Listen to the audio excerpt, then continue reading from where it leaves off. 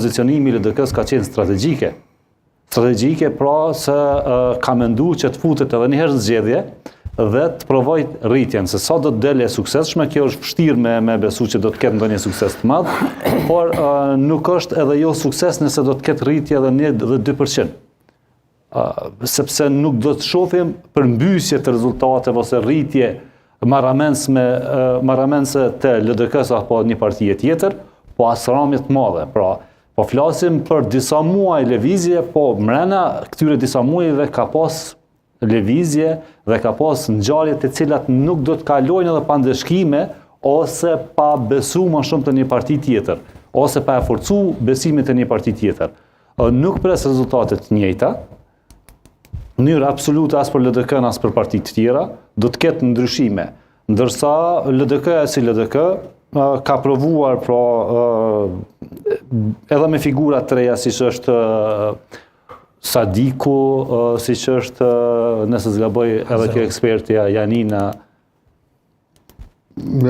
po, ishte ka qenë senzacion ditëve të fundit. Po.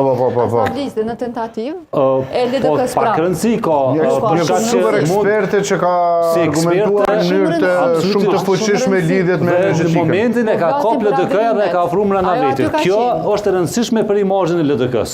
Nuk është e rëndësishme se pa ka rëndësi dikush se jo gjithkush mund të dinë që ka dështuar në asamble.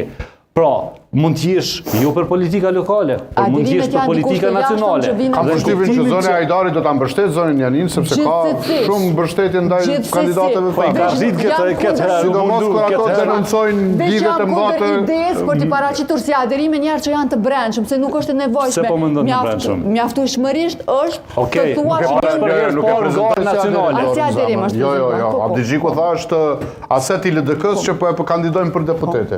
Është një lëvizje madhe prej nivelit lokal me shku në nivelin nacional, sidomos në momentumin që ka qenë jashtëzakonisht goditse dhe bindse në debatet e saj.